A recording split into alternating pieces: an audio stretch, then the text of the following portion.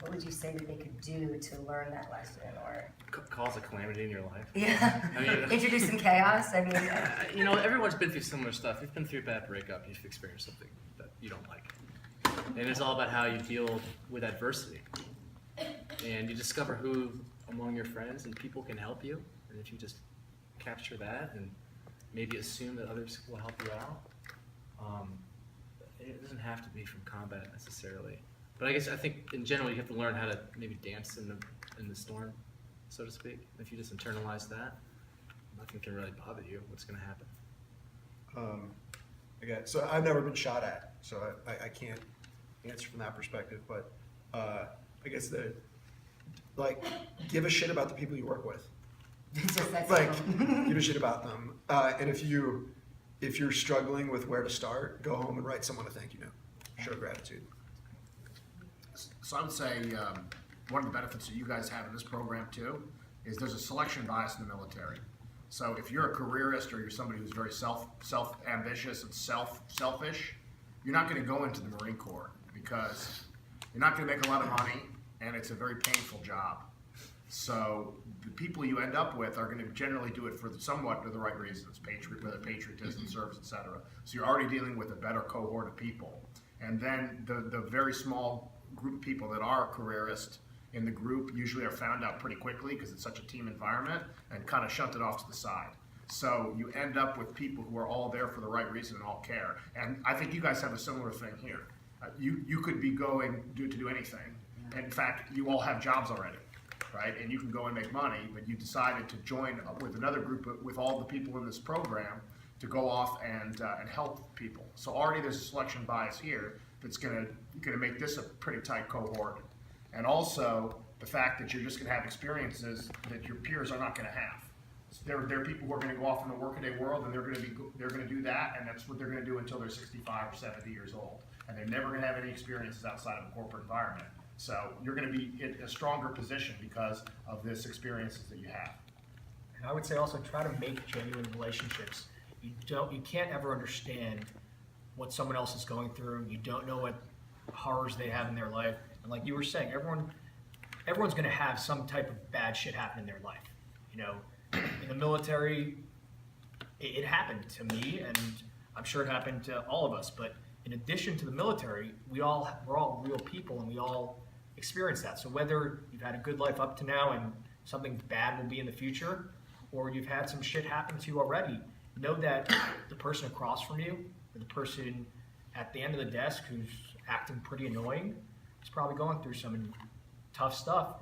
And as long as you're genuine and sympathetic, you can, and make effort to try to understand that, you can gain a lot and collect people, because you're all not going to have the same job. It's not the world's so different. It's not the world of our grandparents that they had that same job. You're going to change so many industries and you're going to make lateral shifts.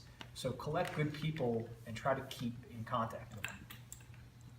So the point of service here is to really launch forward, which is also Franklin Project. Sorry, Service Corps. Oh my God, I'm so sorry. The mission of Service Corps, as was the shut up, guys. Both of you stop it. It's the Franklin Project and all these other amazing initiatives. Is to launch a national year of service, which is, as some of you may know, is very commonplace in Israel and in other parts of the world. And I'm wondering how you think those that are in the military or those that have exited the military, how you guys can help be a part of leading that movement to making the rest of Americans recognize that service is not a privilege for the wealthy during a gap year. It's not something that people have to do just for the military. How do you think you can translate your service into encouraging those to participate in national service outside the context? Well, I think part of it is just telling your story, which in my case is obviously fascinating. but yeah, no. So it's telling a story, and be, like that one. Yeah, and yeah, it's basically telling your story. But one of the things too is that you guys are here for unselfish reasons, right? But there is a benefit you're going to get from this. That's in a selfish way. You're going to be able to rely on these experiences, and it's going to give you a leg up amongst your peers. Because you're going to be dealing with situations with different cultures, different folks. You're going to be able to get perspectives that your peers are not going to have that went straight into the job a year later. So I think that's important to say that national service isn't just, it is great that it's about giving back to the community, but there's an aspect of it that makes you more broad-based as a human being, and that's good for society, it's good for the values of society, and it's also good for the leaders, the future leaders in industry as well. So being in the IDF, I was part of an army that was mandatory to do service, but I did it by choice. So I had a similar thing to these guys here where I went because I wanted to be part of that, and it was something that I believed in. And at the same time, that's where I met Matt, and to see Matt also, he volunteered similar to me, and to see what he's building and what he built, and I'm so glad, like I said, collect people. I'm not in touch with everyone, but Matt was one of the guys who then I enjoyed to talk with, and now I am so proud of him because since the Army, he went to get his MBA at Cornell, worked at Colgate, and then said, I'm going to do something different. And I'm proud of what he has built here because I'm looking at you guys, you all seem very impressive, you're all going to do stuff, and you're all going to touch other people. I shouldn't say that. Right? You're all He's not in service corps. From what I heard. delete. I'm looking forward to service corps and seeing it grow. And I really believe that.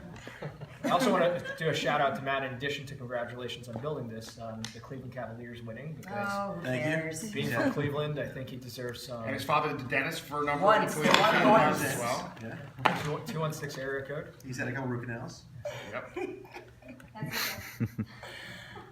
But yeah, I think I got a little bit lost there, so I press delete and I'm gonna press stop and pass it over. So, Okay. yeah. So for a bunch of reasons, largely the fact that somewhere between 1% and 3% of people have served in these most 9/11 wars. We tend to lionize our veterans in this country. In my opinion, a little bit too much. But for better or for worse,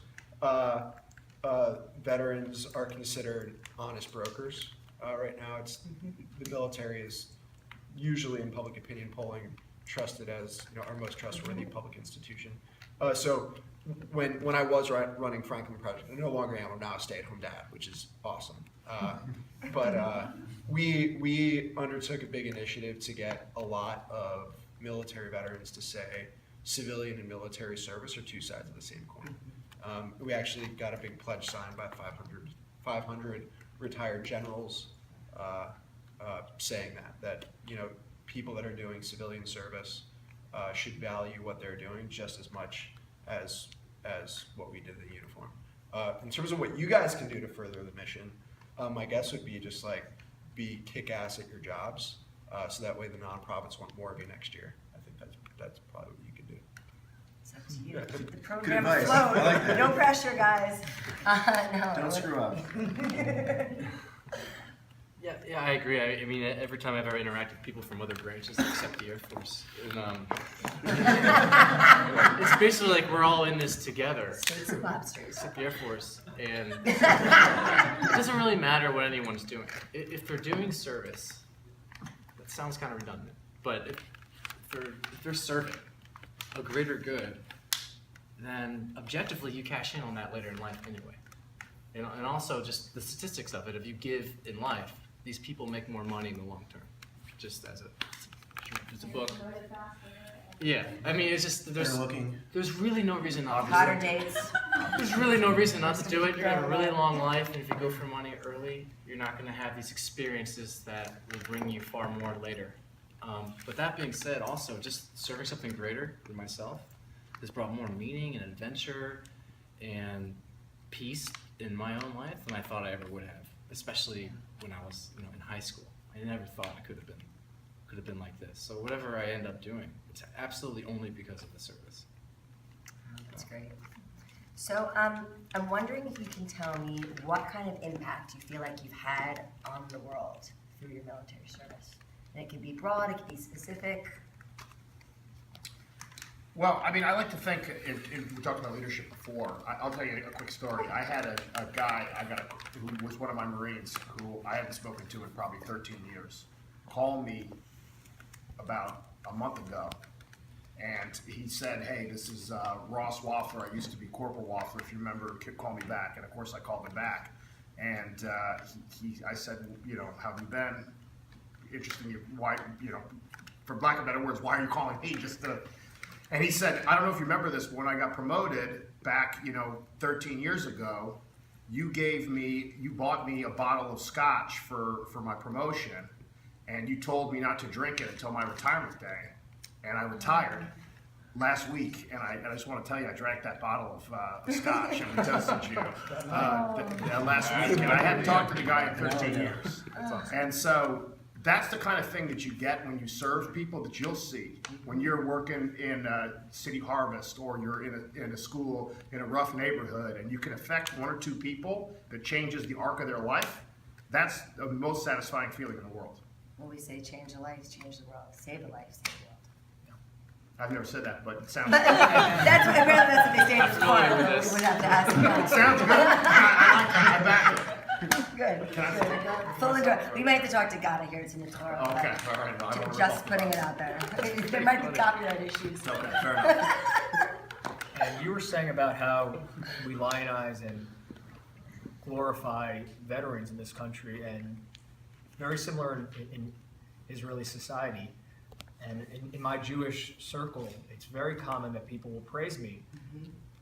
But I went to NYU and I was in very liberal classes, and I heard a lot of anti-Israel stuff, and I'm very uncomfortable with sharing my political views because I did my service, I know why, and I kind of felt comfortable with how I believe.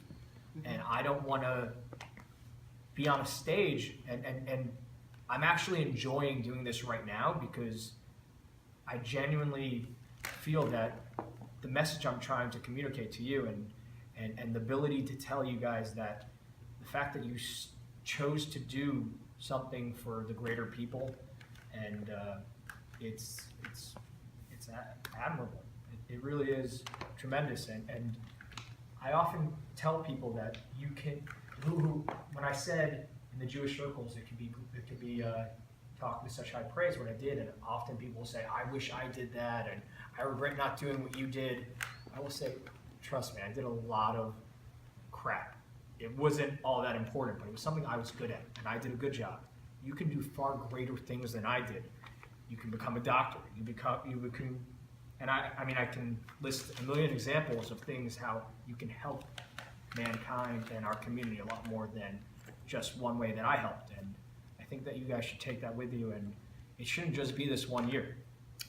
You know, it should be a lifetime dedication to making a difference. And someone in this room can really, who knows, 15 years from now, 20 years from now, 30 years from now, really blow this all away. Not literally. Please don't. Service, you make a great point. It's different. You got some You make a great great expressions tonight. Too much time in there. Not that a bomb. You make a great point. Service is a lifestyle. It's something that you're doing today. It's not only today or doing tomorrow, or doing for the next year. It is a lifestyle. And I promise you that if you are not fully addicted to serving others, when this program is over, that I can't help you. But I can tell you that there is nothing more addicting than service and philanthropy. There's nothing better than giving back. And I can't even imagine how much Matt's going to inspire you to do that in the coming years. But Jay, please, if you I think. I feel like my impact in the world was deposing Saddam Hussein and bringing stability to the Middle East. Yeah, you did a good that job was- with that. Yeah. Everything has been running smoothly since. Yes, thank you. One of the from a, I'll talk about like the actual impact of my mission, and then very quickly, I made a 20 square kilometer chunk of Iraq stable for about 7 months, and then I left. And right now, it's very likely that the same machine gun nests that my lance corporals and corporals were occupying, defending our patrol base, are currently occupied by ISIS. Which is to say, and I don't, that doesn't bother me beyond the fact that it sucks because I don't like ISIS, but I don't take it personally. That is to say, when you do service, you are signing yourself up for chipping away at problems that exceed the capacity of one person to solve in 1 year. So take pride in solving the problems in front of your face. Proud of what I did for 7 months. Sucks what's happening there, but proud of what I did for 7 months. And then the second thing, just to echo what Pat said, the most enduring impact I think that I had is the set of relationship with the Marines. Just period, full stop. I agree with the example of all the work. Everything you did in Iraq has gone upside down.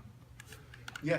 But it always will, and that's just the way things are. And that can be discouraging in that, I shouldn't help other people. But I don't really think that's like the point at all, being here. If there is a point, it's all of your own personal opinion. But the thing is, you can't do anything by yourself, regardless. So it's really your obligation to help other people as a human being. And there's always going to be meaningful work to be done. It can be done within the state level in America, which isn't on headlines as much as, say, what we were doing in Iraq or Afghanistan or wherever else. I mean, there's real problems anywhere. It could be something as simple as this terrible road has killed like 50 people this year. Nobody cares because it's a road. Nobody thinks it has a problem. But these potholes need to be filled. Who's going to do it? And for me, I've been on a lot of different projects, and we've taken on, I guess, big things that some work for a while, some don't. Long term, everything always changes, and I think that's just the state of nature. But like my favorite stuff is, the relationships I have with all my fellow teammates and everything. That's forever. That's family. But you have oblique ways to help people that you wouldn't have thought about. So we in Afghanistan, we had this like local worker fund, and I didn't trust any of the adults because they were clearly spying on us, which is fine. But there were little kids who didn't have anything to do either. And so we had these little kids work for us, and it ended up being like a playpen. They ended up not doing anything, and basically I paid them just to hang out with me. And by the time I left, I gave them huge vats